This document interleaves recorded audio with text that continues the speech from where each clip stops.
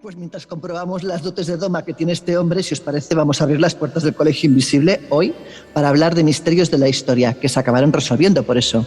Bueno, pues nada, si os parece, comenzamos. Bueno, pues como decía Laura hace unos minutos, nos hemos venido a Egipto. Primero, porque es un país que nos encanta y donde se descubren cada vez que venimos nuevos misterios. Y segundo, porque precisamente este es el mejor lugar para resolver algunos de esos enigmas históricos que se han dado por inexplicados durante muchos años y para los que parece que en las últimas décadas se está llegando a un consenso sobre su supuesta extrañeza, o no, todo hay que decirlo. Aunque precisamente todo se ha dicho, como vais a poder comprobar, los hay que todavía hoy despiertan más incógnitas que certezas. En fin, que no voy a enrollarme como siempre. Vayamos así para empezar a uno de los misterios aparentemente resueltos que además conviene recordar, porque hay que decir que ya estamos inmersos de lleno en el año del centenario del descubrimiento de esta tumba, precisamente de esta tumba en la que nos encontramos, la del faraón Tut. Jesús, brevemente, vamos a recordar cómo se produjo su descubrimiento, porque este tema va a volver seguro al Colegio Invisible a lo largo del año 2022. Pero, si te parece, vamos brevemente a recordar cómo fue la historia del descubrimiento después de, bueno, pues más de un lustro, ¿no?, de trabajos que no llevaban a ningún lugar y precisamente cuando a punto estaban de dar por finalizadas las excavaciones. Pues sí, quizás sea esa una de las partes más interesantes de esta historia y de este descubrimiento. Hay que situarse a finales del siglo XIX, cuando las excavaciones en el Valle de los Reyes, donde se encuentran diferentes tumbas de algunos faraones y mandatarios egipcios, pues allí estaba el abogado Theodore M. Davis, que había llegado a la conclusión, después de explotar durante muchos años el sitio arqueológico, de que el Valle de los Reyes estaba, pues eso, agotado arqueológicamente, que ya no había mucho más donde rascar. Pero, bueno, pues entra en juego un personaje que tiene pues una relevancia importantísima en esta historia, que es George Herbert de Carnarvon, o como nosotros en la historia mejor se le conoce, Lord Carnarvon, ¿no? Porque qué nombre más difícil, con lo fácil que es decir Carnarvon, ¿verdad? Eso es. Siempre se dice Carnarvon, pero no, tiene una R más. Lo de Carnarvon, además, que le viene precisamente por lo de ser conde de esta familia, el quinto conde concretamente de los Carnarvon. Son palabras ideales para mí. Fantásticas. A ver, inténtalo, venga, inténtalo. Déjalo estar. Pues como decíamos, Carnarvon llega a Egipto como tantos otros a finales del 19, comienzos del 20, un turista pues con muchísimo dinero, como podemos imaginar, y queda prendado, queda enamorado con todo lo que tiene que ver con Egipto. Y así que decide convertir de alguna forma la arqueología en su divertimento.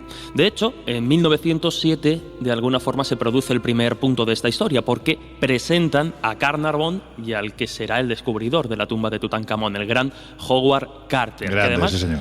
En aquel momento estaba desempleado y no tenía muchas cosas no tenía muchos proyectos en mente. El caso es que Carter sí que estaba obsesionado con el Valle de los Reyes, pero no podían trabajar allí porque, como decimos, los derechos de explotación, la concesión, la tenía este otro abogado, Davis. Bueno, pues finalmente, cuando llega el inicio de la Primera Guerra Mundial, en el año 1914, pues les conceden esa concesión para que Carnarvon y Carter puedan meterse de lleno a excavar y a buscar en el Valle de los Reyes. Será 3 años después del inicio de la guerra, será en 1917, cuando se ponen manos a la obra. Como digo, Carter, ya tenía grandes hitos a sus espaldas, de alguna forma es, en cierto modo, el inaugurador de la arqueología más oficial, digamos, sí. Y conocía el Valle de los Reyes, de verdad, como la palma de su mano. Y él estaba convencido, a medio camino entre la intuición y los hechos, de que aún faltaba por descubrir en ese valle una tumba muy importante, la tumba de un faraón poco conocido, fallecido en el año 1323 a.C. Pues bien, durante 7 años buscaron la escurridiza tumba que Carter intuía que debía estar cerca del sepulcro de Ramsés VI. Y es en 1922 cuando, pues ya son muchos años de excavación, son muchos costes, no hay resultados claros.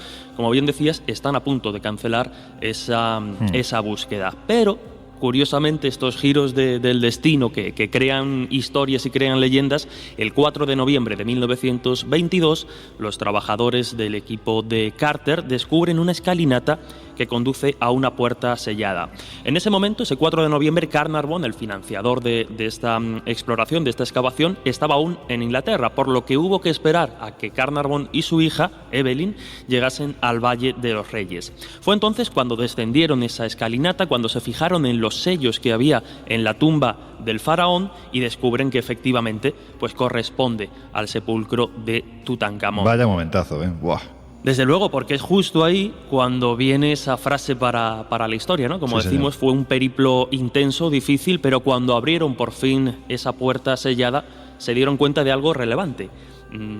Dicen esa famosa frase de ¿qué ves? Pues estoy viendo cosas maravillosas, pero claro, con el significado que eso tiene. La mayoría de tumbas del Valle de los Reyes y otras zonas habían sido completamente vaciadas, ¿no? Por los ladrones, ¿no?, de tumbas, por otros arqueólogos, por otros exploradores, en fin. Pero lo curioso de esta tumba, de un faraón, como decíamos, que quizá a nivel histórico no tuvo demasiada relevancia, la verdad es que el personaje da para hablar largo y tendido, se dan cuenta de que todo el ajuar está completo con lo que eso suponía, ¿no? Una tumba intacta en el Valle de los Reyes con toda la información a nivel arqueológico e histórico que esto puede aportar. Cuentan que cuando se está produciendo el descubrimiento de la tumba, los felaps, que eran los trabajadores que a pie de excavación estaban con la piqueta limpiando piedra, eliminando escoria, cuentan que uno de los felaps entró en la tienda de campaña de Howard Carter y el hombre salió pues literalmente con un soponcio, porque lo que vio dentro fue el canario que tenía Howard Carter y al que le tenía muchísimo cariño, que estaba siendo literalmente devorado por una serpiente. Claro, estamos en Egipto y estamos prácticamente a comienzos del siglo XX, año 1922. Pues en un momento determinado el simbolismo le lleva a pensar que no es ni más ni menos que la representación de la diosa Cobra Wyatt que está devorando el espíritu de Carter. Y ahí es cuando nace la maldición, porque si hay algo que se asocia precisamente a la tumba de Tutankamón, Laura, es su supuesta maldición. Si te parece, vamos a hacer un recuerdo de la gente que va muriendo una vez que la tumba es descubierta, porque la verdad es que fueron unas cuantas. Bueno, la verdad es que, según los periódicos de la época, llegaron a atribuir a la tumba, de forma exagerada, más de 30 muertes. Claro, no fueron tantas, la verdad, pero sí que hubieron varias sorprendentes. Pues fíjate, mira, entre ellos destaca probablemente la del propio Lord Carnarvon. Bien, muy bien. ¿Se decía? Sí, no, si al final lo pronuncian mejor que nosotros. Si es, todo es cuestión de tranquilidad, de pausa, o sea, principalmente. Bueno, pues el aristócrata en este caso murió de una neumonía en el Hotel Continental Savoy en el Cairo el 5 de abril de 1923, tan solo 4 meses después de abrir la famosa tumba, ¿no? Él no fue más que uno de la lista, porque después llegaron otras muertes, por ejemplo, de gente que había pues también profanado la tumba o que habían participado de alguna manera en el movimiento de utensilios o de restos del faraón. En septiembre del 23 muere, por ejemplo, el hermano de Lord Carnarvon. Hablamos de Aubrey Herbert. Pero también más tarde lo hace Archibald Douglas Reid, que había sido, por ejemplo, el encargado de radiografiar la momia. Poco después también muere Arthur Mace, uno de los que abrió la Cámara Real junto con Howard Carter, en circunstancias que todavía no están demasiado claras.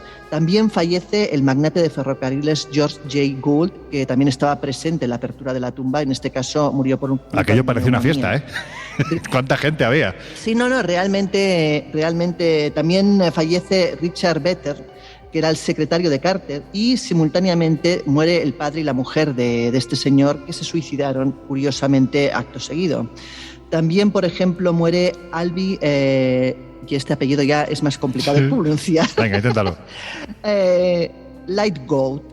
Este señor era el que llevaba el Museo Metropolitano de Nueva York, él muere de un infarto, y también lo hace el egiptólogo George Benedict, que muere al caer en el Valle de los Reyes, precisamente. Para cerrar este círculo maldito de muertes, también mueren el director del Departamento de Antigüedades del Museo del Cairo, que intervino, lógicamente, en las exhibiciones de los restos del faraón en París y en Londres. Y, este señor muere de una hemorragia cerebral. A pesar de todo, Carter siempre rechazó esta teoría. Él siempre sostuvo que creer en este tipo de maldiciones realmente era una idea estúpida y no apoyaba en absoluto esta teoría. También hay que destacar que, aunque es verdad que hubieron varias muertes, estas muertes no fueron ni mucho menos las 30 y pico o más de 30 que decían los medios, y en cualquier caso también es verdad que lo hicieron en cuestión de 12 años, que no son pocos. Fíjate, podríamos seguir hablando del industrial inglés Joel Wolfe, que descendió los escalones que conducían al interior de la Cámara del Rey, precisamente donde nos encontramos ahora mismo, y que a su regreso a Londres falleció durante la travesía víctima de una enfermedad, pues que no llegaron a lograr determinar. Se murió y se acabó, ¿no? También, por ejemplo, James Henry Breasted, arqueólogo de la Universidad de Chicago y amigo de Carter, que también visitó la tumba. Es decir, en este caso no fue en el momento de la apertura, pero sí posteriormente, y bueno, parece ser que fue otra de las víctimas, entre comillas, de la superstición más que de la maldición.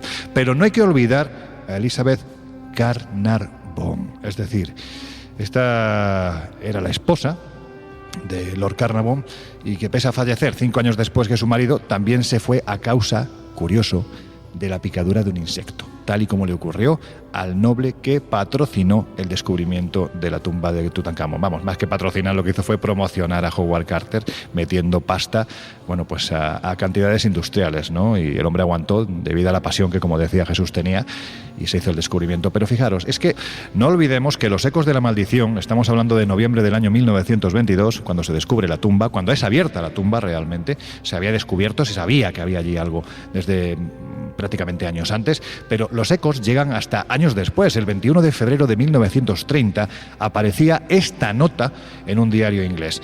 Pues eso, ¿no? Confirmando que la gente seguía hablando del tema. Decía así: hoy Lord Westbury, hombre de 78 años, pues una edad de aquel tiempo ya lo suficientemente amable como para que uno fallezca, en fin, se ha arrojado desde un 7º piso por la ventana de su vivienda en Londres y ha muerto instantáneamente.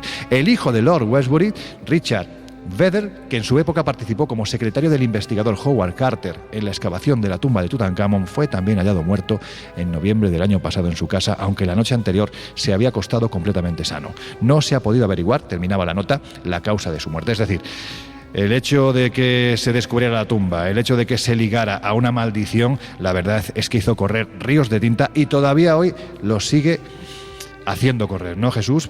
Cuando realmente parece que ya tenemos una explicación al por qué esa enorme cantidad de muertes que se dieron alrededor del descubrimiento de la tumba. Pues sí, efectivamente, ahora la comentaremos, aunque principalmente Laura yo creo que ha dado las claves de por qué se populariza o dónde podemos encontrar, entre comillas, la explicación a esta maldición. Efectivamente, para entenderla hay que hurgar en diferentes factores.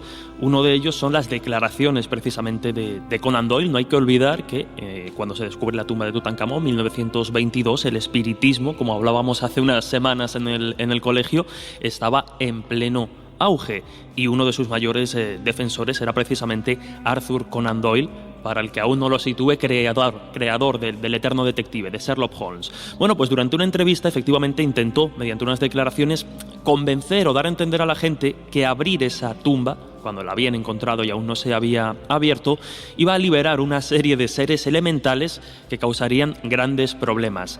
No es el único escritor que habló de esta cuestión, porque también la novelista gótica Marie Corelli realizó precisamente una predicción justo antes de la apertura de la tumba. Ella afirmaba tener un documento árabe en el que se daba cuenta pues de toda la clase de infortunios y catástrofes y desgracias que podían venir al mundo si alguien osaba abrir o asaltar la tumba del faraón.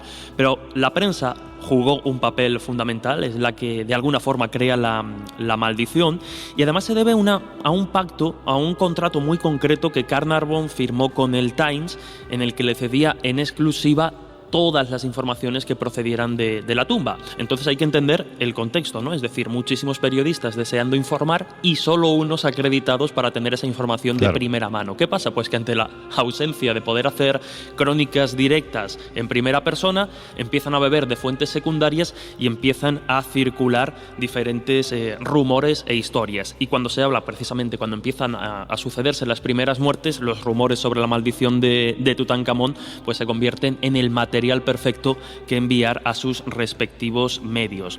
También hay otra persona que influye o que da cierta validez o resonancia a la maldición, y es un personaje quizá más importante que los periodistas. Estamos hablando de Arthur Weigall. Él era egiptólogo, llegó a ocupar el puesto de inspector jefe del servicio de antigüedades en Egipto, pero se recicló con el tiempo como periodista. Y en algunos de sus textos es verdad que la relación entre Weigall y Carter era un poco un tira y afloja, ¿no? Estaba un poco entre el amor y el odio.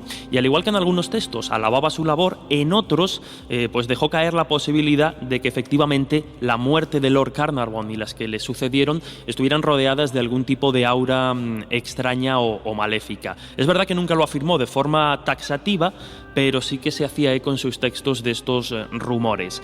Y como digo, o como mejor dicho, como decía Laura, quizá el mejor aval para desmentir de alguna forma la maldición sea el propio Carter, que siendo el protagonista quizá más directo de esta historia, es el que fallece de forma natural a los 64 años. Y él precisamente, en el segundo volumen, en uno de los volúmenes que dedica al descubrimiento de la tumba, dice lo siguiente, y os leo rápidamente sus declaraciones.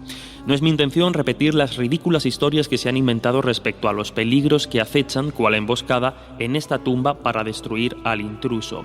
Cuentos semejantes han sido un rasgo habitual de la ficción durante muchos años y son principalmente variantes de una clásica historia de fantasmas y pueden ser aceptados como una forma legítima de diversión literaria. Pero existe otra cara de esta cuestión que clama por una protesta, ¿no? Se ha afirmado pues, que efectivamente hay diferentes peligros físicos escondidos en la tumba de Tutankamón, fuerzas misteriosas llamadas a ser por medio de algún poder maléfico y para cobrarse venganza en quien quiera que ose cruzar sus umbrales. Y la conclusión de Carter en ese texto era clave, ¿no? Decía: quizás ni hubiera un lugar en el mundo más libre de riesgos que la tumba. Cuando fue abierta, una investigación científica demostró que era estéril, cualesquiera que sean los gérmenes que contiene hoy día han sido introducidos desde fuera, y no obstante, gentes maliciosas han atribuido muchas muertes, enfermedades y desastres a supuestas influencias misteriosas y nocivas. Mendaces e imperdonables afirmaciones de esta naturaleza han sido publicadas y repetidas por diversas fuentes con una especie de maliciosa satisfacción. De hecho, resulta difícil hablar de esta forma de fantasmagórica calumnia con calma, caso de no ser directamente difamatoria. Todas las personas cuerdas deben descartar semejantes invenciones con desdén. Y aquí comenta algo interesante, ¿no? Un poco de cara a la explicación científica, y es que se comprobó que la tumba estuviese libre de infecciones, pero desde luego, pues una de las explicaciones quizá, en concreto algunas de las muertes, ¿no? Sobre todo los que estuvieron presentes en la tumba, es la del famoso hongo Aspergillus, que afecta efectivamente a las vías respiratorias y puede mantenerse latente, y aquí está la clave, porque no estaría solo, o no lo podríamos encontrar solo en la tumba de Tutankamón, sino en otras muchas, porque este hongo puede permanecer latente miles y miles de años y reactivarse en el momento pues, en el que se abra la tumba y comience a entrar oxígeno. O sea, es una especie de virus zombie, ¿no? Esperando el momento para resucitar. Claro. Y en caso de quedar en un huésped a gustito, pues generar las complicaciones respiratorias derivadas. Claro, aquí los defensores de la maldición te dicen, bueno, es que en la tumba realmente entró mucha gente, muchísima, muchos trabajadores, muchos egipcios, viajeros, empresarios, de todo tipo de perfiles, y sin embargo, pues no todos murieron. Por lo tanto, la historia del Aspergillus habría que desecharla porque todos se podían haber contagiado. Exacto. Pero claro, es que estamos hablando de lo que pasa hoy en día con el coronavirus. Es decir, tú te puedes contagiar y no enterarte. Yo me puedo contagiar y acabar en la UCI. Es que cada uno es diferente. Y no solo eso, sino que también hay momentos. O sea, yo me imagino que la gente que entró en el primer instante pues tenía más riesgo que la que igual entró pues, días después, cuando igual aquello ya se había ventilado. Bueno, pues como veis, estamos hablando de misterios de la historia que más o menos podemos resolver. Pero en fin, tenéis que saber que no hemos venido aquí ni por el centenario ni por la maldición. Hay otros asuntos que rodean a esta tumba, la de Tutankamón, y de los que no se habla mucho. Y a mí particularmente me parecen más interesantes, porque uno de los debates que lleva años muy abierto, Laura, es la posibilidad de que en el interior de esta tumba haya ni más ni menos, y a pesar de lo pequeñita que es, pues eso, que haya estancias secretas, es decir, que están pendientes de descubrir. Y esto es interesante no solo por el hecho de que existan, sino precisamente por lo que podría haber en su interior, ¿verdad? Pues la revista Nature reveló en el año 2020 un proyecto precisamente en el Valle de los Reyes que estaba llevando a cabo el arqueólogo Mamdouh El Damati, que era el ministro de Antigüedades de Egipto hasta el año 2016 y que actualmente, en ese momento al menos, era investigador de la Universidad de Imshat en el Cairo. Y este hombre colaboraba con la empresa estadounidense TerraVision. ¿Y qué es lo que sostenían este señor y la empresa? Bueno, pues ellos estuvieron haciendo un estudio con un GPR, que es un radar de alta penetración en el terreno, en las inmediaciones de lo que era la tumba del faraón niño, y se dieron cuenta o detectaron que había a 2 metros de profundidad una cámara funeraria, un pasadizo inédito que parecía circular en paralelo a lo que era el pasadizo por el cual se entró a la tumba del faraón. Estaba a la misma profundidad, de hecho corría en paralelo, todo apuntaba a que pudiera formar parte de esa tumba o bien de una tumba vecina, aunque la disposición hacía creer que probablemente era de la tumba del propio faraón.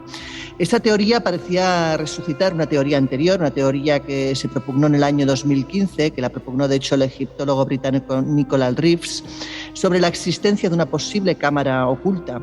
En este caso, el investigador basaba su teoría porque por lo visto había unas grietas pintadas en los muros de la cámara funeraria que le podían sugerir que el muro norte de la estancia era una pared falsa.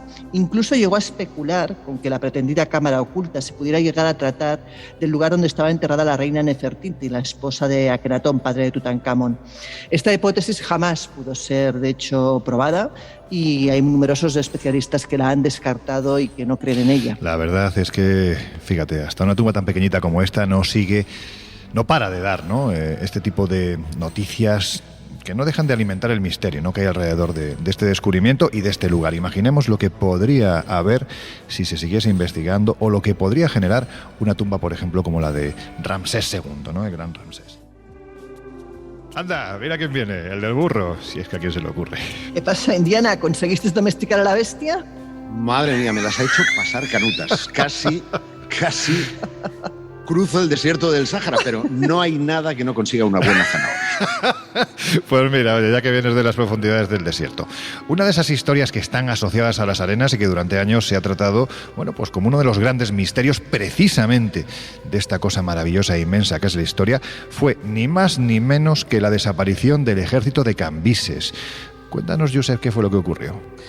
Pues tendríamos que remontarnos al año 524 a.C., cuando este rey persa, Cambises II, quiso cruzar el desierto del Sáhara, casi como yo con el burro, para llegar a Tebas, la actual Luxor, aquí en Egipto.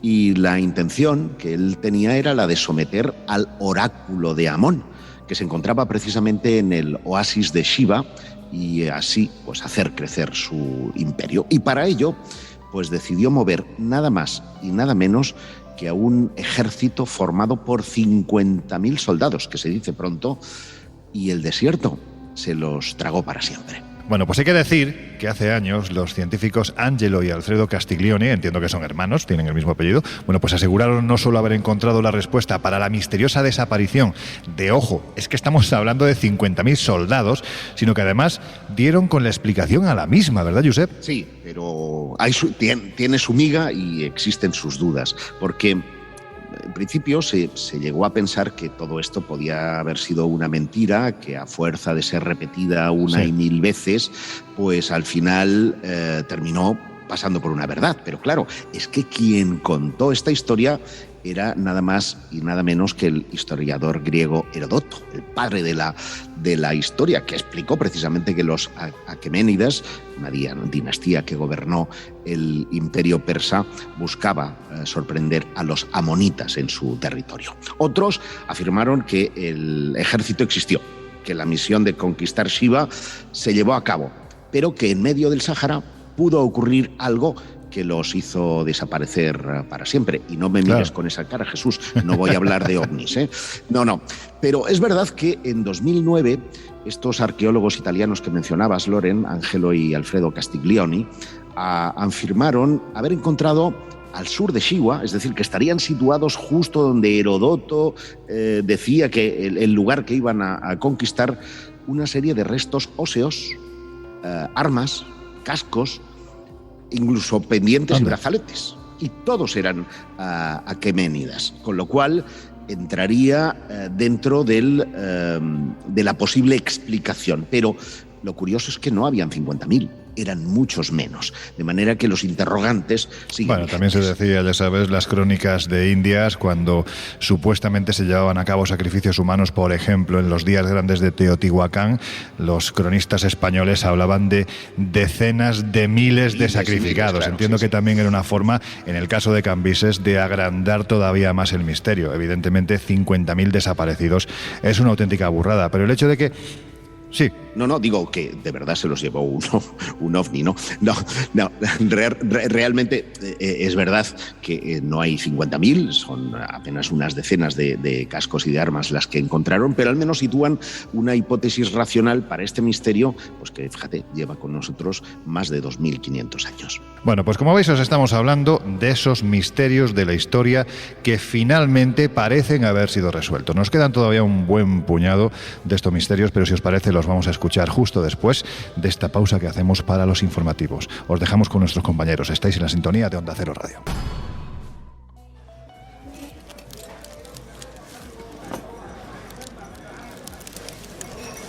Bueno, pues si os acabáis de incorporar al Colegio Invisible de hoy, que sepáis que os estamos hablando de misterios de la historia. Pero ojo, esto es hoy...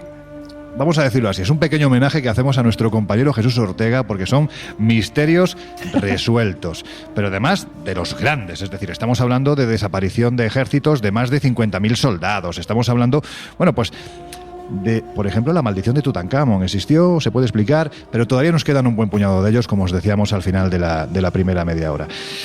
Y esto de que desaparezcan batallones de soldados enteros parece que, algo que más allá de los avatares de la guerra se produjo en el pasado, parece, Jesús, que más de lo que imaginamos. Y uno de esos grandes enigmas fue precisamente la desaparición, ni más ni menos que de una legión romana. Hablamos de más de 10.000 soldados en China. Es que esta historia, desde mi punto de vista, es para flipar, porque incluso influyó, para que los estudiosos dijeran que hay una serie de ciudades en la región cuya etimología podría proceder precisamente de esa legión perdida, ¿no? Pues sí, efectivamente. Además, esta desaparición, este suceso, enigma histórico, enmarcado también en un periodo apasionante, porque el comandante, el que se encargó de dirigir a esta legión contra una batalla muy concreta que ahora explicaremos, es ni más ni menos que Craso, que fue parte del triunvirato que gobernó junto con Pompeyo y Julio César. Además, el origen de toda esta historia está precisamente en los celos, ¿no?, de alguna forma, de Craso hacia el poder que en aquel momento tenía Pompeyo y la pujanza increíble del jovencísimo Julio César. Pues bien, como digo, en esta situación, Craso, que tenía ya 60 años, estamos en el siglo I a.C., ya terminándolo a mitad del siglo I, tenía 60 años por aquel entonces, llevaba más de 15 años sin ejercer como general, y digamos que su aportación básicamente a ese triunvirato era básicamente la pasta, el dinero. Tenía mucho dinero y así ayudaba, ¿no?, o apoyaba un poco ese triunvirato. Él fue aristócrata, general y político romano.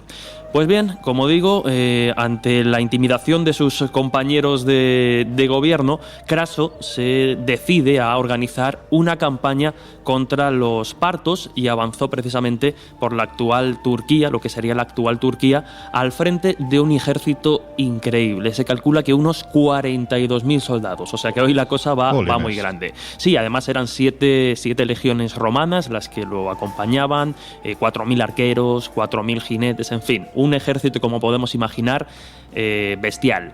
¿Cuál es el problema? Que, digamos, las legiones romanas tenían zonas concretas o campos concretos de batalla donde sí que podían demostrar su poder, pero, por ejemplo, a campo abierto donde se enfrentaron con la caballería parta, pues ahí la cosa entraba un poquito en peligro, ¿no? Porque sí que es cierto que la caballería ligera pues conseguía traspasar sus barreras y les dio una paliza. Tal es así que, hubo una parte de esos miles de hombres que pudo regresar a Roma, pero se habla de otra parte, de 10.000 o más, que fueron secuestrados, fueron cogidos como rehenes por el ejército parto. Y, viendo que eran efectivamente buenos combatientes, se sospecha, porque aquí ya entramos un poco en el ámbito de la especulación, y ahora veremos por qué, se sospecha que, para evitar los trabajos forzados o los trabajos de esclavitud, les ofrecieron, al ser buenos combatientes, que se unieran, digamos, a sus filas. Se los llevaron al extremo oriental del imperio y allí los pusieron a proteger las fronteras. Lo cierto es que Plutarco y Plinio el Viejo, que son los dos historiadores romanos que nos hablan de esta historia, son los que dan las claves y dice que efectivamente estos soldados obtenidos o secuestrados como rehenes para la lucha fueron conducidos al extremo oriental del imperio parto, que estaríamos más o menos en la actual Afganistán, para hacernos una idea. ¿Cuál es lo curioso? ¿Qué es lo curioso, mejor dicho, de esta historia? Pues que según algunos historiadores, según algunos especialistas, podríamos encontrar referencias a estos legionarios romanos perdidos en el año 36 a.C. en las crónicas chinas. Esta hipótesis o esta idea parte de un historiador como es Homer, no sé si es por no pronunciarlo como el padre de los Simpsons, ¿sabes? Es Homer con dos es, Homer Hasenflug. Laura, ¿ves? A mí también me vienen difíciles. Hasenflug Dabs.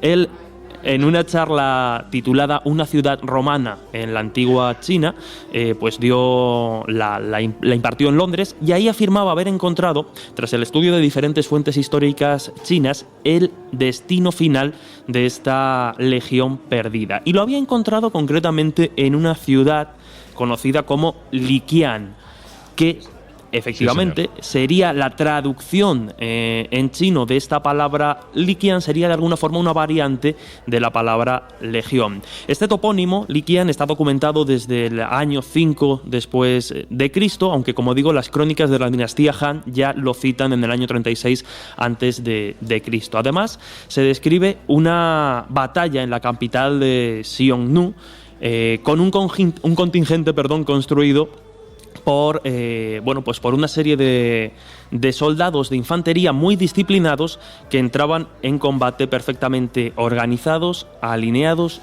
y desplegados en una formación que en esas crónicas se hace referencia como de escamas de pez. Pero claro, esto visto desde el punto de vista de un historiador occidental o un experto en la antigua Roma, rápidamente se puede identificar o se puede entender como la famosa formación de tortuga de la legión romana, esta que se cubrían con escudos por arriba, por abajo, y eran impenetrables. Y que en el caso de la lucha contra los partos le sirvió de muy poco, precisamente por lo que comentabas, porque no solo eran unos excelentes jinetes, se habla de que miles de años atrás ya consiguieron en esa región del planeta, especialmente en las estepas de Mongolia, ni más ni menos que domesticar y servirse de estos animales como arma de guerra, sino que además llevaban unas pedazos de lanzas, que precisamente esa formación de tortuga que tantos éxitos dio al Imperio Romano, en el caso de la lucha de los partos, contra los partos, no sirvió absolutamente para nada. Efectivamente.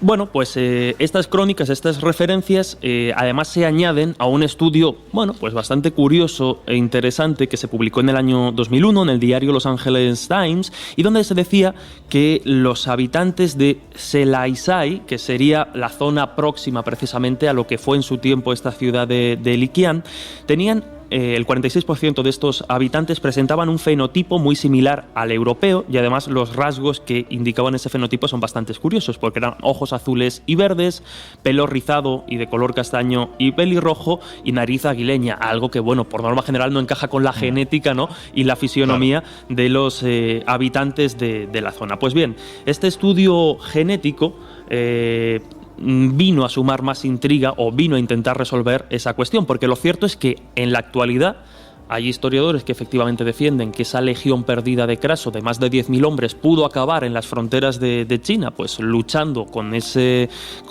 imperio. Hay otros que no lo aceptan tanto y dicen que esta hipótesis no tiene pruebas concluyentes, sino que son solo indicios indirectos y circunstanciales. Pero lo cierto es que en esa zona se sigue celebrando cada año un desfile en el que diferentes personas salen a la calle ataviados como soldados romanos. Fíjate que además desde hace mucho tiempo, y hablo desde hace miles de años atrás, en esa región de China es muy habitual que encontremos yacimientos en los que en el pasado se momificaron a determinadas personas que entiendo que eran consideradas, los prohombres, ¿no?, porque promujeres por desgracia no había en aquel tiempo. Pues los prohombres de la comunidad. Y y es muy curioso cómo en pleno desierto de Taclamatlan se han encontrado momias de cuerpos de gente bastante alta, es decir, estamos hablando de 1,70 m, 1,80 m, para aquel tiempo, lógicamente, que pueden tener entre 2.000 y 2.500 años de antigüedad, y lo que destacan los antropólogos forenses que han estudiado estos restos es que se trata de rasgos orientales con cabello rubio y piel muy clara. Es decir, de una forma u otra, si esa legión fue a parar a este lugar, lógicamente se acabó acomodando en el sitio y se acabó mezclando, ¿no?, con lo que era la población de por aquel entonces en este sitio.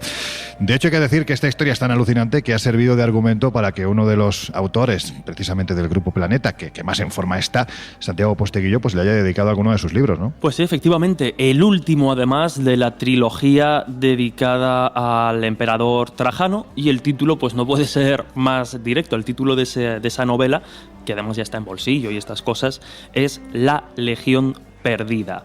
Se publicó en 2016 y, entre otras muchas cosas, porque como decimos se centra en otros perfiles y otras historias, efectivamente pues analiza y la utiliza para darle pues más intriga, misterio y yo creo que acción a la trama. Pero además, pues como curiosidad para el que quiera saber más sobre esta legión, también otro famoso autor especializado en el mundo clásico, sobre todo en Roma, como es Valerio Massimo Manfredi, escribió también en el año 2005 la novela El Imperio de los Dragones, en el que, bueno, pues se narra precisamente cómo fueron o cómo pudieron ser capturados estos legionarios romanos, y bueno, pues ya especula un poco hacia dónde pudieron ir o dónde pudieron acabar. Bueno, pues en el Colegio Invisible ya sabéis que somos auténticos fanáticos del libro impreso, del libro de papel, así que ahí va nuestra recomendación, La Legión Perdida de Santiago Posteguillo. Ya que estamos hablando de desiertos, en la otra punta del planeta se encuentra precisamente el desierto más seco de toda la Tierra, donde, bueno, pues desde hace años se produce un fenómeno muy curioso que ha despertado encendidísimos debates, todo tipo de polémicas, enfrentamientos, y ahora hay quien asegura tener la explicación al por qué unas piedras de diferentes tamaños no dejan de pasearse, pero así, literalmente, de pasearse de un lado a otro de estas inmensas llanuras sin que nadie aparentemente las esté empujando. Laura, si te parece, vamos al principio de todo esto por situarnos dónde ocurre este fenómeno tan curioso. Pues mira, esto ocurre en el Valle de la Muerte, de Death Valley, en Estados Unidos, y lleva tiempo pasando y, como dices tú, ha despertado todo tipo de hipótesis. Bueno, pues este es uno de esos lugares que literalmente dan miedo, pero no por los aparecidos que se pueden manifestar o por las terribles historias que se hayan producido o no, y que de una forma u otra se agarran a las paredes pues con la fuerza de una maldición. No, hay lugares que dan miedo por el mero hecho de pensar que si nuestro vehículo se avería mientras estamos atravesando estas carreteras casi siempre, por no decir siempre, solitarias, tenemos un problema bastante serio, ¿no? Porque el miedo a la posibilidad absolutamente real de morir, pues está ahí, ¿no? Y esta es una sensación que cuando atravesamos Death Valley no te abandona en ningún momento. Da igual que vayas pertrechado con víveres, con agua, con medicamentos. Lo que se abre a nuestros ojos es tan desolador que invita a atravesar el lugar lo más rápido posible, y eso sí, ojo, con el tanque de gasolina completamente lleno a rebosar. Y aún así, pese a que parece que surcamos otro planeta, la vida que está escondida fluye de manera incontrolada. Es el hogar de animales tan extremos como el paisaje. Por eso las misiones de la NASA acuden a este lugar para llevar a cabo experimentos de supervivencia, pues en cierto modo intentando emular que al fin han llegado al planeta rojo, ¿no? En este caso a Marte. Y es precisamente aquí donde surge uno de esos enigmas que desde hace décadas traen de cabeza literalmente a los hombres de ciencia, al punto de que hay quien incluso habla de la presencia de esos amiguitos que tanto le gustan a Josep, de extraterrestres, con la intención lógica de darle una explicación a algo que hasta no hace mucho tiempo, y quién sabe si ahora mismo, parece que ya la tiene. A ver, Josep, ¿qué es eso de las piedras andarinas y desde cuándo se produce el fenómeno? Pues viajamos, como tú dices, a uno de los lugares más cálidos del planeta, si no el que más, con el permiso de los cordobeses, que es Racetrack Playa. Se trata de un seco lago que está ubicado, como bien decís, en el Valle de la Muerte, en California, en los Estados Unidos, y que protagoniza un misterio consistente en que las rocas de este lugar se mueven, por si mueven. Es decir, que uno podría pensar, porque no estamos hablando de piedrecitas, de guijarros chiquitines, no, estamos hablando de piedras que pueden llegar a pesar 500 kilos. Y que grandes guijarros como tú, por ejemplo. No, un guijarro es una piedra pequeñita. Esto es un pedrero, pero vamos, como Dios. No, hablamos de 500 kilos, media tonelada, que se dice pronto, y que, ojo, no es que se muevan un poquitín, no, estamos hablando que dejan un rastro durante decenas de metros y que este misterio acaparó la atención o fue detectado a finales del siglo XIX, en el año 1896, cuando los habitantes locales fueron los que se dieron cuenta de la existencia de estas rocas diseminadas por el suelo. Nada extraño, insisto, si no fuera porque todas ellas habían dejado una larga marca como si se hubieran estado desplazando. Y claro, habida cuenta de que no hay extraterrestres que muevan piedras, que no hay poltergeist allí que se produzcan, algo raro tenía que suceder. En todos los casos, la imagen era la misma. Las piedras con esa estela similar a la que hubieran dejado si alguien con una cuerda, qué sé yo, con algún tractor, las hubiera estado empujando, las hubiera estado arrastrando, más que empujando, ¿no? Pero no había marcas de huellas humanas. Tampoco había el rastro de neumáticos ni de, qué sé yo, de la caballería, ¿no?, que podrías utilizar. Sí. O bueyes, por ejemplo, que podrías utilizar para arrastrarlas. Entonces, después de 2 siglos de dudas, pues ha resultado que existe una explicación plausible y satisfactoria, que ha sido planteada por un equipo de paleontólogos de la Universidad de Columbia, sí, que efectivamente, como Galileo decía, Epur se mueve, las piedras se mueven y lo hacen por culpa del hielo. Vale, pero no avances más. No hagamos spoiler porque vamos a dejarle que Jesús disfrute plenamente de dar una explicación a uno de los, vamos a decirlo así, es que hasta hace no muy poquito tiempo era uno de los grandes misterios que prácticamente habían pasado por cientos, por no decir miles de páginas, especialmente de libros de misterio. Así que si te parece vamos a dejar esa explicación. Pero Laura, vamos a dar más datos de lo que es el lugar para que la gente se haga precisamente a la idea de que estamos en un sitio, bueno, pues desolador, ¿no? Pues mira, el Valle de la Muerte posee uno de los mayores relieves desérticos de todo Estados Unidos. De hecho, su punto más bajo está situado a 85,5 metros por debajo del nivel del mar y es conocido como Badwater. Y a poco más de 50 kilómetros se encuentra el Monte Whitney, con una altitud de más de 4.400 metros. Con lo cual estamos hablando de que el dibujo geográfico de la zona es absolutamente brutal. O sea, pasas de casi 100 metros por debajo del nivel del mar a más de 4.400, casi 4.500 en apenas 50 kilómetros. Yo me imagino que en Badwater tiene que hacer un calor. ¿Recordáis, Josep, Laura, cuando estuvimos en el mar de Galilea, que también estás bastante metros por debajo del nivel del mar, el tremendo sofoco que hacía en este sitio? Claro. Son sitios de climas extremos, es decir, pasas de eso, de un calor extremo a por las noches seguramente un frío extremo también, o sea, es lo que tienen los desiertos. Sí, pues en el caso del mar de Galilea yo lo recuerdo que ni día, ni tarde, ni noche, ni madrugada, bueno, allí no había Dios que parar. Dependerá la época del año, supongo. Claro. Bueno, en fin, volviendo al asunto de las piedras. Por cierto, vamos a decir que estamos colgando en nuestras redes sociales. Ya sabéis que estamos en Twitter como @colegioinvisibleoc, también en Instagram y en Facebook como el Colegio Invisible en Onda Cero. Bueno, pues estamos poniendo las diferentes fotografías de lo que estamos hablando porque además es que este fenómeno es muy visual, ¿no? Es muy, muy, muy curioso observar esas piedras, como decía Josep hace unos minutos, algunas de un tamaño verdaderamente importante y esa estela que van dejando en algunos casos bueno, pues en un recorrido de varios kilómetros, ¿no? Es normal que haya mucha gente que se haya planteado que este enigma, quién sabe si podía ser procedente de algo externo. Y no voy a decir que sea algo externo, simplemente algo que no tenía que ver con la naturaleza. Pero en fin, Jesús, parece que no es cera todo lo que arde. Así que vamos a hablar de esas explicaciones que se han dado para intentar resolver este asunto, si es que son convincentes. Porque hay que decir que algunas dentro de la ciencia, bueno, pues son casi rocambolescas, ¿no? Sí, de hecho, algunas de las primeras hipótesis esbozadas para intentar dar explicación a este enigma pétreo, tal y como adelantaba Josep, bueno, pues no acababan de ser suficientes. Es verdad que, bueno, se descubre a finales del 19, los vecinos y la gente que observa el fenómeno incluso hoy en día quedan fascinados porque es que vas viendo el rastro, es muy visual. Y bueno, al margen de las primeras investigaciones científicas, como como bien decías, al no comprender muy bien e incluso al no encajar lo que vamos a comentar, pues hay gente que hablaba desde extraterrestres que venían y las movían por alguna extraña intención, que cada uno ponga la que considere. Perdona que te interrumpa, Jesús, pero la verdad es que, chicos y chicas, no me diréis que si los extraterrestres vienen a la Tierra para mover piedras... A lo mejor juegan es un poco al 3 en raya o algo. ¿Verdad? Es que es un poco, joder, darles una vuelta de tuerca, en fin. No, pero por ejemplo, la de los extraterrestres la citamos a modo de curiosidad para ver cómo precisamente, pues ante un enigma, cada uno puede esbozar la respuesta más o menos fantasiosa que guste, pero sin embargo hay otras que incluso también por la época, finales del 19, comienzos del 20, bueno, podrían tener más sentido o dentro quizá de lo que es, pues, temas que no están del todo contrastados, por lo menos encaja más, como podría ser, pues, los campos de energía que pasaban por la zona, ¿no? Que moverían esas piedras marcando casi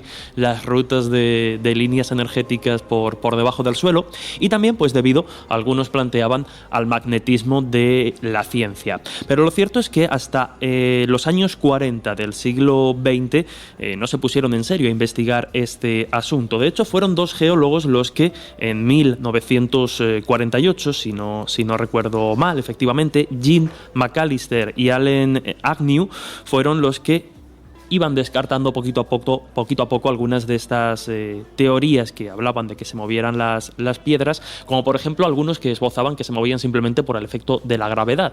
Hombre, ya es difícil, pero las que pesan 300 y 400 kilos, claro, como están registradas, pues es más complicado. Pero es que los guijarrones, ¿no? O los pedrerones, cada uno que ponga la piedra que guste.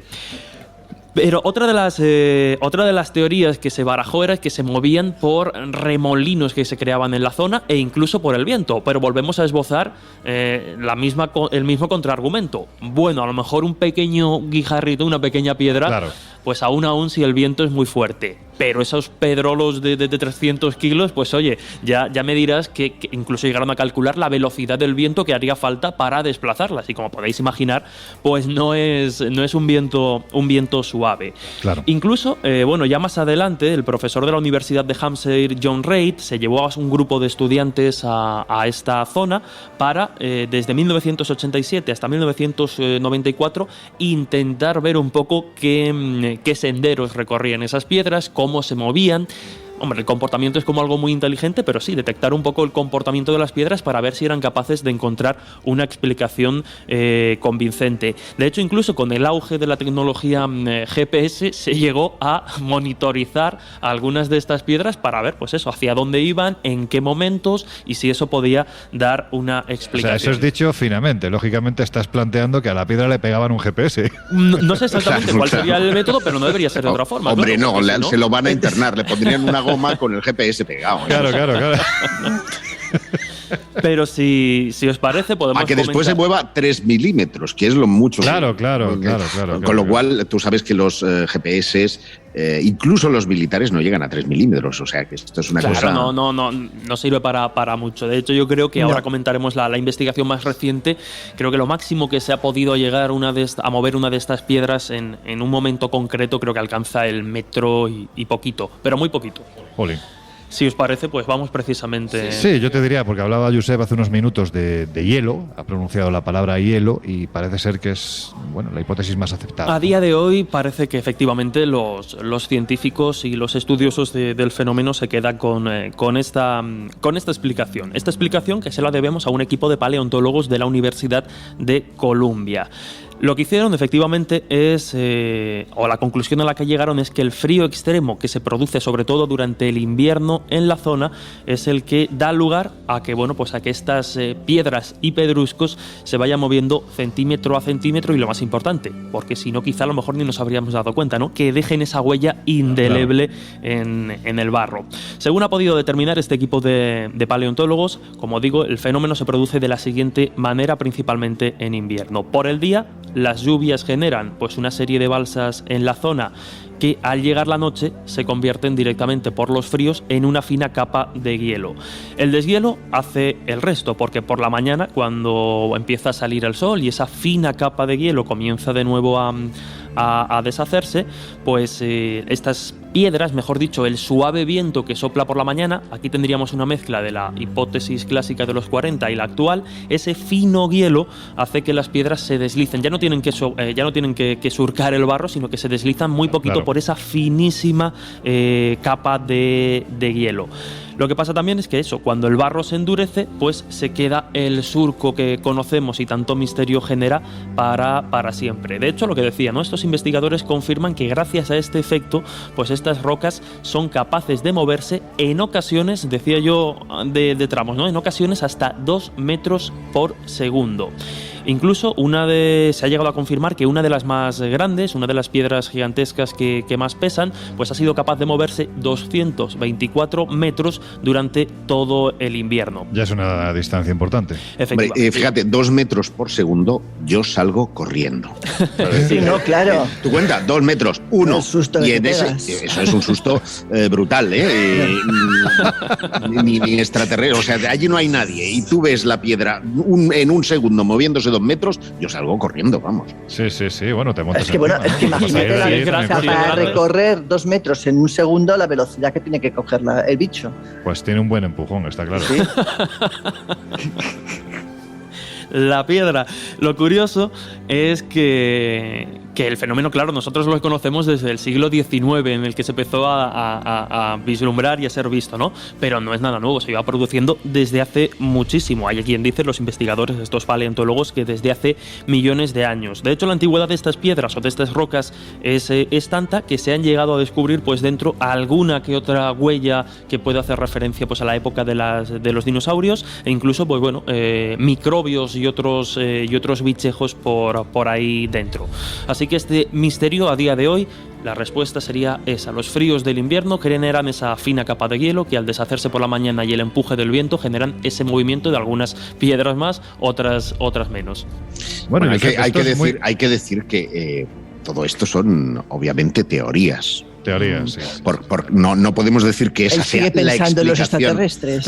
No. Claro. Sigo pensando en que existen misterios. El empujón de los extraterrestres. Sigo pensando que existen misterios. Es más, cuando yo antes hablaba del ejército de Cambises, existen otras teorías alternativas. Comenté la de 2009, pero posteriormente hubo otra en 2014 en la que se hablaba de una inscripción en el que habría perecido el ejército a causa de una batalla con Darío II. Es decir, teorías van saliendo todos los años porque ninguna de ellas ha podido ser comprobada al 100%. Y eso es lo confirmada. Eso es lo fantástico. Estamos en tierra de misterios. De todas formas, hay que ver lo que te cuesta, que estamos haciendo un programa en el que estamos intentando resolver misterios históricos que ya están más que superados, que se han resuelto. Es decir, porque dediquemos un programa a lo que le gusta a Jesús, no pasa nada. No, pero además es bueno. Yo creo que incluso como imagen es bueno que la gente vea que también somos capaces de... Una cosa es tener sentido crítico, pero la otra es no preguntarse las cosas. Mira, yo rompo una lanza a favor de... Muchas gracias, Jesús, muchas gracias. No se la clava. No. Vale. No, pero es verdad lo que comenta. Estamos viendo que desde los 40 surgen hipótesis y con el tiempo pues algunas se han fusionado, otras se han desestimado y otras pues van saliendo. Quizá de aquí a 20 años, como con tantos otros temas, y después hablaremos de algunos, pues surge alguna que encaje mejor, pero hasta... De todas formas, lo que estabas comentando de las piedras, a mí me viene en la cabeza el tema de que una de las explicaciones más plausibles pueda ser precisamente que son desplazadas por el viento, sobre una cubierta de hielo que se va derritiendo al amanecer. Bueno, esto recuerda mucho, ¿no, Josep?, a cómo desplazaban los egipcios las piedras sobre troncos y agua para llevarlas a la meseta de Gizeh, ¿no? ¿Tú te lo crees eso? No, es que es verdad. Era por hacer un poco de sangre. Si me vas a decir que las pirámides se construyeron con enormes rampas y ni siquiera con troncos, sino con esquíes, ¿no? Con esas plataformas empujadas por esclavos, está demostrado que no hubieron tantos esclavos, que las piedras fueron esculpidas por artesanos y no por esclavos, y que bueno, ese edificio, por lo tanto, se cae en base a esa teoría.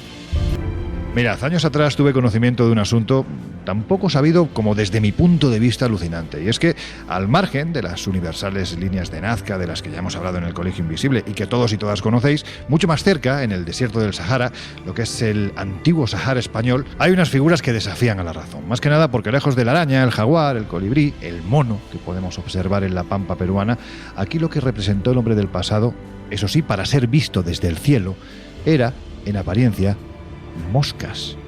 Fue antes de que España abandonase esta región de África tras llegar a un acuerdo con Marruecos. Fue el 14 de noviembre del año 1975, cuando varios aviones del ejército español sobrevolaron estas arenas. ¿Y qué fue lo que hicieron? Bueno, pues fotografiar cada centímetro de desierto con el propósito de cartografiar una tierra que en este lugar del planeta prácticamente podemos decir que no conoce fronteras. Y fue entonces cuando llegaron las sorpresas. Hay que decir que en una extensión muy amplia, casi como si fueran recuerdos de un pasado muy remoto, unas aparecían, pues realizadas con piedras que se situaban a lo largo de los cientos de kilómetros que van desde el Aaiún hasta la frontera con Argelia.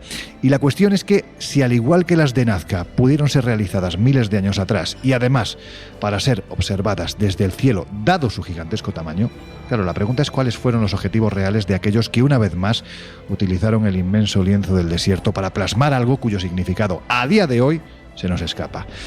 La verdad es que no lo sabemos. Bueno, pues hay que decir que actualmente, y dado que la región es muy conflictiva, únicamente sabemos que hay varias decenas de marcas, de figuras, y que podemos agruparlas principalmente en dos motivos muy diferenciados. Por un lado están las moscas, o lo que aparentan ser moscas gigantes, y los boomerang.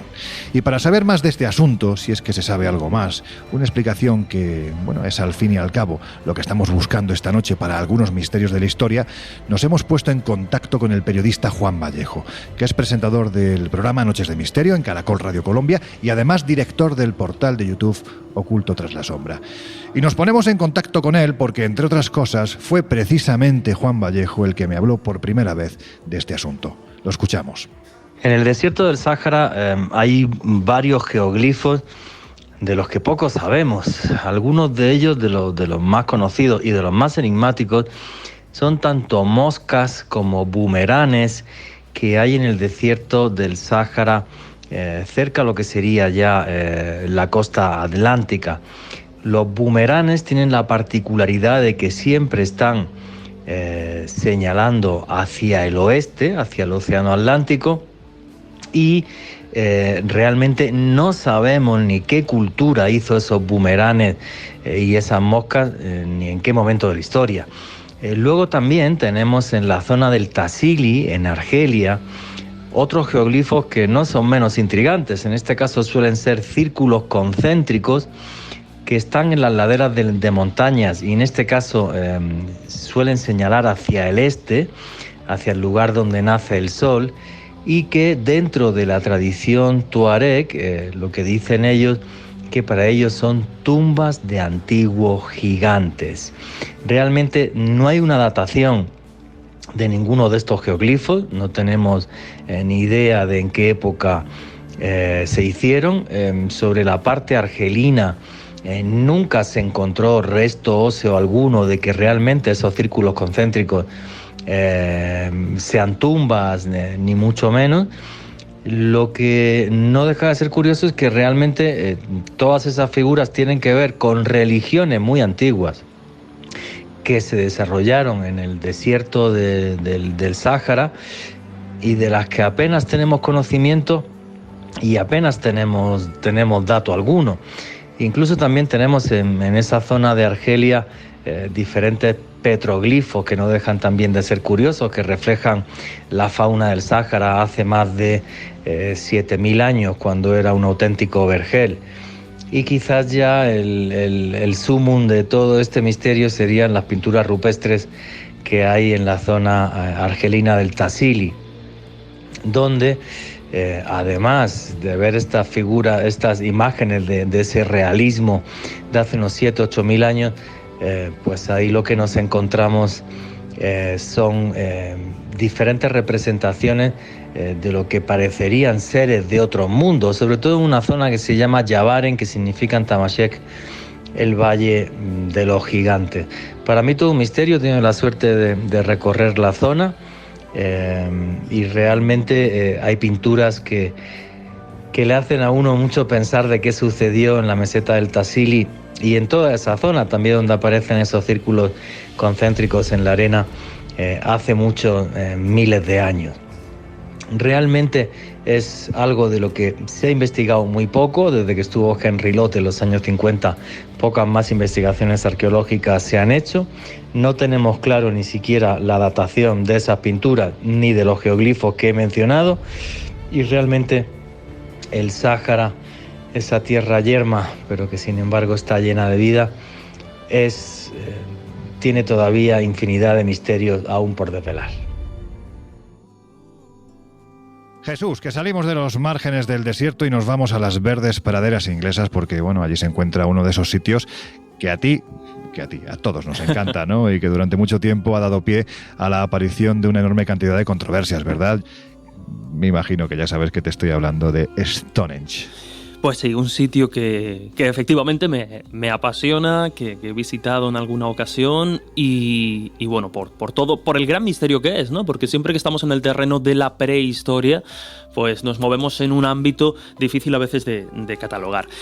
Y es cierto que teorías, hipótesis e ideas sobre Stonehenge se han dicho muchas y desde hace mucho tiempo. De hecho, la primera referencia escrita sobre Stonehenge la tenemos ya en el siglo XI, pues de la pluma del clérigo Sir Henry of Huntington, que de alguna forma él plantea, estamos hace ya muchos siglos, él plantea que esta construcción corresponde ni más ni menos que a los gigantes. Es decir, que esta construcción la habían construido gigantes casi en un tiempo mítico. Será después otro arzobispo, Geoffrey of Monmouth, que propone, casi ligándolo con la tradición más artúrica posible, hace la propuesta de que el mago Merlín habría sido un poco el encargado de trasladar esas pesadas piedras a la zona de Salisbury, ¿no? No me digas que no mola. Hombre, molan mucho. Te iba a decir que puestos a hacer Mary Poppins también. Bueno, Mary Poppins, bueno, un poco más tarde, ¿no? Esta se dedicaba a desollina. La que volaba, ¿no? Con el paraguas. Es que yo no soy muy de... Exacto, por eso te digo, con el paraguas las cogía. Sí. Pues como decíamos... No te tomamos en serio, venga, hombre. No, bueno, pero es lo interesante y lo divertido del colegio también, ¿no? Sí, que sepa la gente que nos odiamos unos a otros. Eso venga. Es.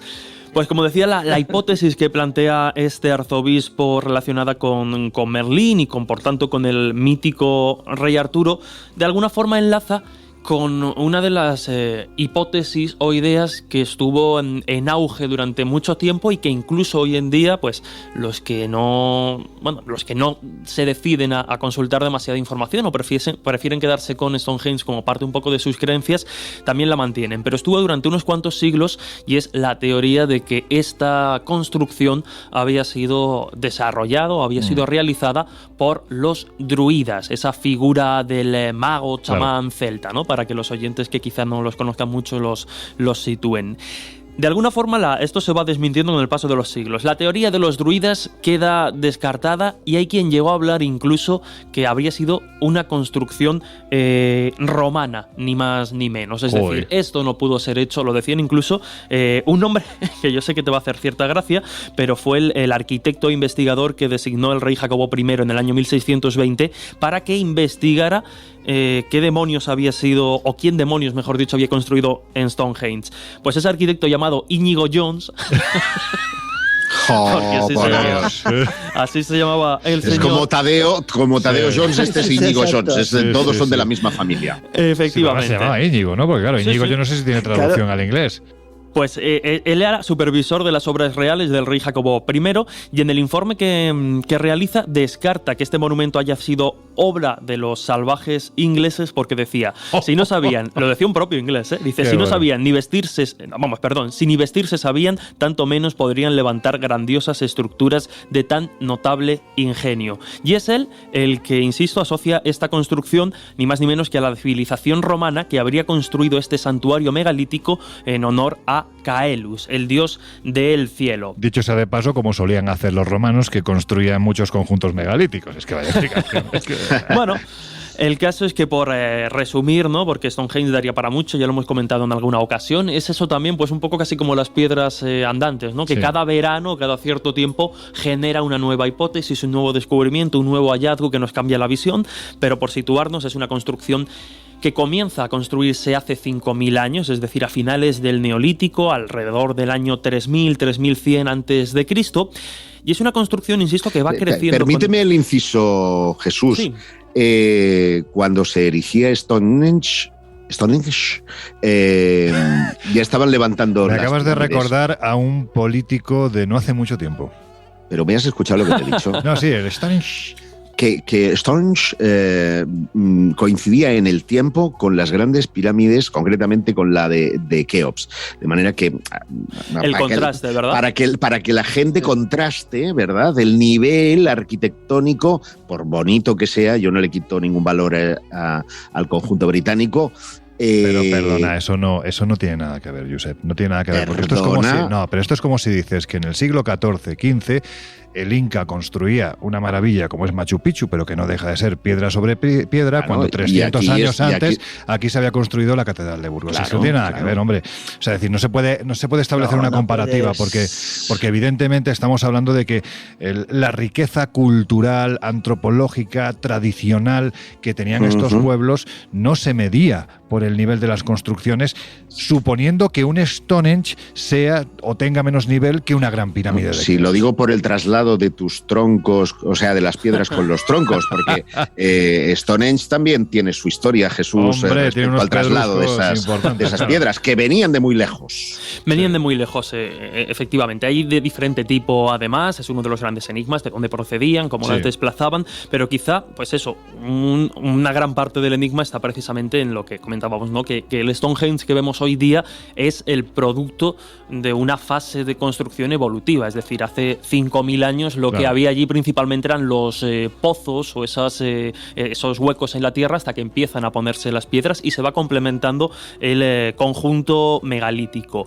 Pero al igual que cambió, o ha ido cambiando, mejor dicho, la forma del propio monumento, añadiendo cosas con el paso de los siglos, muy probablemente también ha cambiado su función, porque claro, uno de los grandes interrogantes que plantea esta cuestión es cuál fue la función de Stonehenge, y yo creo que es difícil incluso para los especialistas quedarse tan solo con una, porque está clara su vinculación astronómica, es decir, el Sol se introduce por el monumento en el solsticio de verano, en fechas muy, muy concretas, pero también se han encontrado enterramientos alrededor de Stonehenge. Ya lo hemos comentado alguna vez en el colegio, y a mí es un titular una respuesta que me gustó mucho de un especialista cuando se descubrieron estos restos, y es que muy probablemente los restos que allí se encuentran correspondan a personalidades importantes del momento. Y este especialista comparaba Stonehenge con la actual Westminster, ¿no? Donde nos encontramos pues a celebridades de la ciencia, la política, la historia enterradas allí. Pues algo parecido pasaría en Stonehenge. También se ha hablado precisamente de que fuese un templo con connotaciones rituales y curativas, por ejemplo. Para la medicina, ¿no? Exacto. De hecho, por pues los restos hallados de algunas personas con heridas graves en la zona y que podrían haber ido hasta allí pues con la intención de curarse o recuperarse. Se decía, Jesús, que incluso podía ser una especie de Lourdes, ¿no? Yendo a esta última hipótesis decir, que un acabas de Fátima o plantear. Lourdes de la época. Efectivamente, Claro, que la gente iba allí en plan, pues una peregrinación para sanar sus males, y de ahí que se hayan encontrado cadáveres que evidentemente, bueno, pues tenían una serie de enfermedades que han determinado los antropólogos forenses. Efectivamente, y por eso digo que muy probablemente a lo largo de todos los siglos en los que el monumento estuvo en activo, pues se haya solapado funciones, haya tenido quizá una función concreta en un momento dado, pero entre ellas estaba precisamente la de el monumento con capacidades curativas. También, bueno, pues no deja de ser llamativo para concluir, aunque estábamos haciendo esa comparación con otras culturas y otros momentos históricos, el hecho de que efectivamente en un momento, concretamente en Inglaterra, donde las comunidades agrícolas pues quizá no estaban muy por la labor de la construcción, pues de repente decidan dedicar, porque además tuvo que ser fruto de la colaboración de varias sociedades o grupos de personas, decidan dedicar parte de su tiempo, esfuerzo y energía en levantar este monumento. Bueno, como contraste también, y ya para terminar, recordemos que, por ejemplo, Göbekli Tepe, del que hablábamos hace poco, es incluso más antiguo que Stonehenge, y bueno, pues ahí nos encontramos ciertas coincidencias prehistóricas.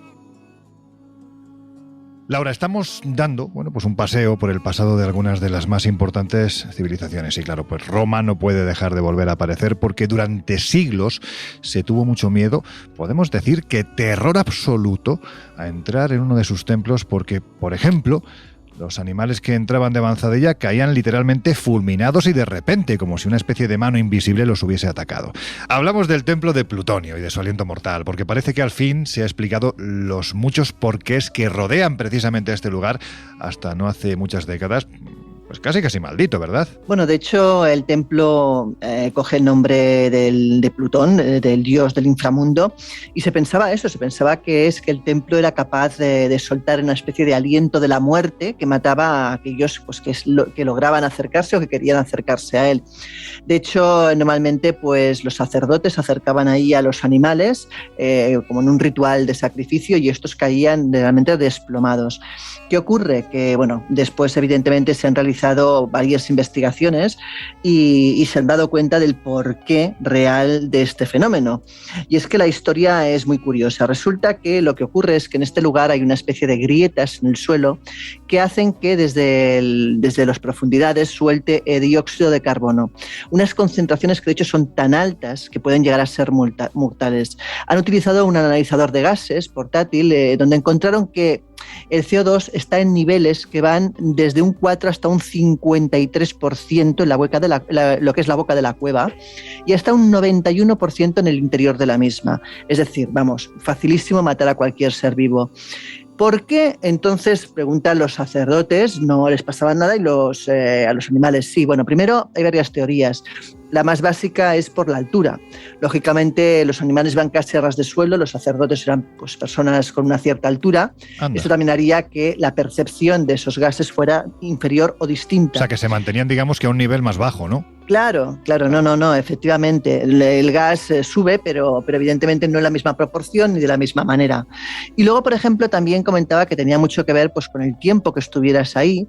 Tenía que ver también, por ejemplo, en que hay horas del día en los que por lo visto ese gas es mayor o menor, la frecuencia y la intensidad con que sale, y que probablemente, según cuentan los sacerdotes, ya conocían el porqué, o conocían, no sabían qué es lo que ocurría, pero sí que sabían que había horarios donde pues ese fenómeno era mucho más agresivo que en otros.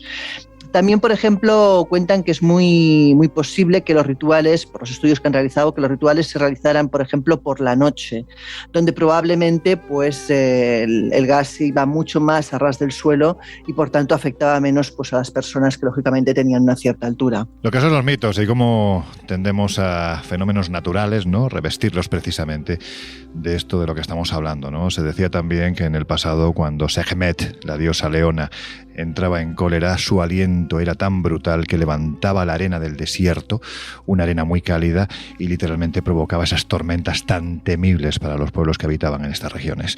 Bueno, pues eso, los mitos dicen que mitos son, aunque nosotros nos empeñemos en que siempre haya que buscar en los mismos. Bueno, pues entramos ya en la última fase del Colegio Invisible, la cuarta fase, es decir, las conclusiones. Y la verdad es que es difícil concluir algo. Sé lo que vais a contestar cada uno de vosotros, pero mi obligación es hacer la pregunta. Ni que fueras telépata. No, pero es que os conozco muy bien desde hace ya mucho tiempo, entonces sé de qué pie cojeáis cada uno y cada una. A ver, si yo os planteo misterios de la historia resueltos, ¿esto qué significa? ¿Que todos los misterios de la historia hasta ahora recogidos tienen una explicación? Venga, a ver qué contestáis. Yo creo que no necesariamente. O sea, yo creo que hay algunos que sí y habrá otros que no, o al menos no durante mucho tiempo. Pues muy contundente.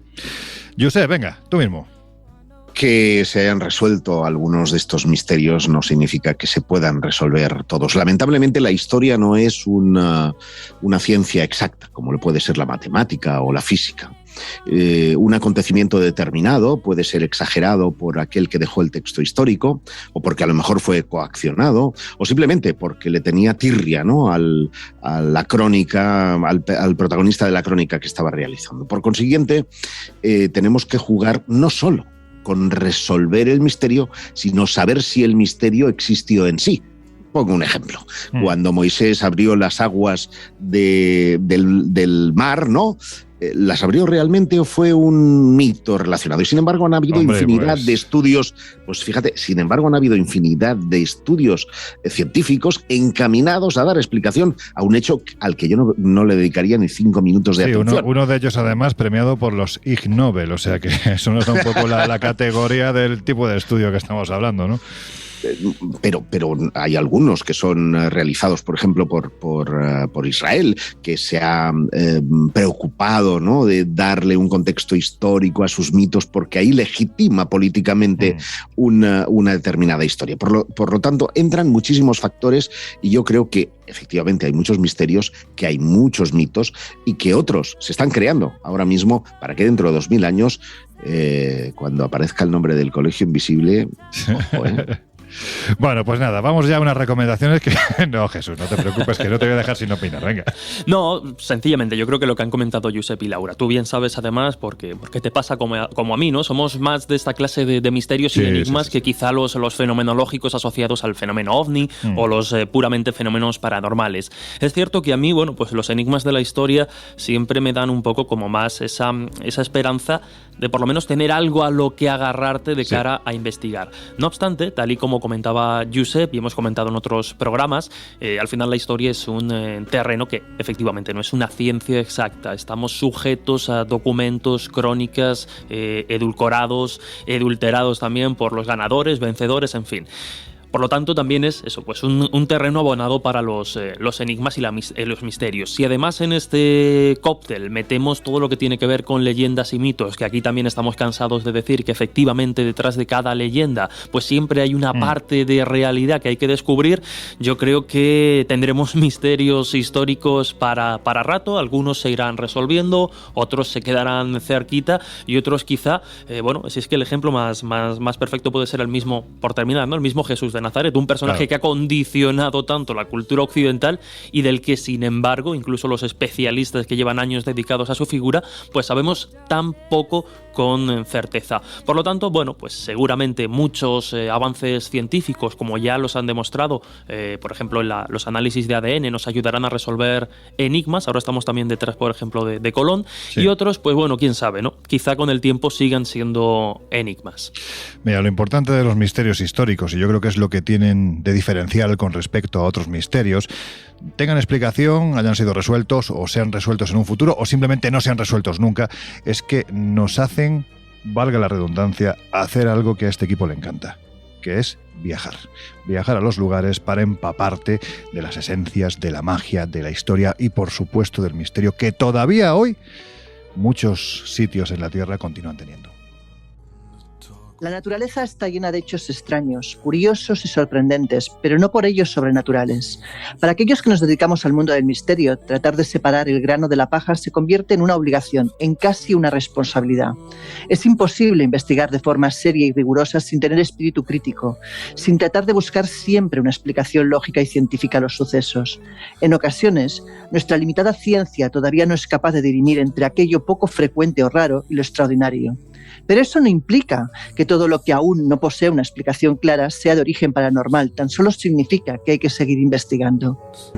Que de momento decidamos ponerle la etiqueta de sobrenatural, extraterrestre o lo que sea, no implica que el tiempo no pueda cambiar esa percepción y convertir en ciencia lo que hasta la fecha era creencia.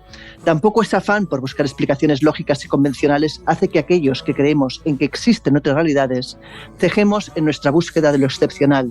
Tan solo hace que seamos más exigentes con los resultados. Bueno, chicos, pues ya está, que llegamos al final del Colegio Invisible de hoy. Yo no sé vosotros, pero a mí esto, mira que lo venimos diciendo en las últimas semanas, pero o es que hablamos mucho o es que esto se hace cada vez más corto. Nada, yo sugeriría a los oyentes que avasallen a los de Onda Cero con mensajes pidiendo más tiempo.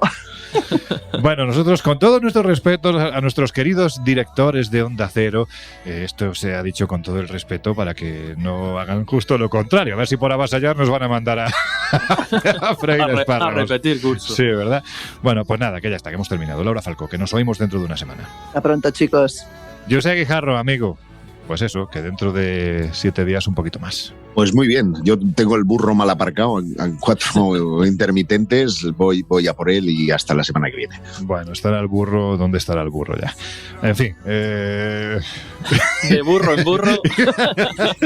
No, en fin, la mente que a veces juega malas pasadas. No, de burro a lechón ahora.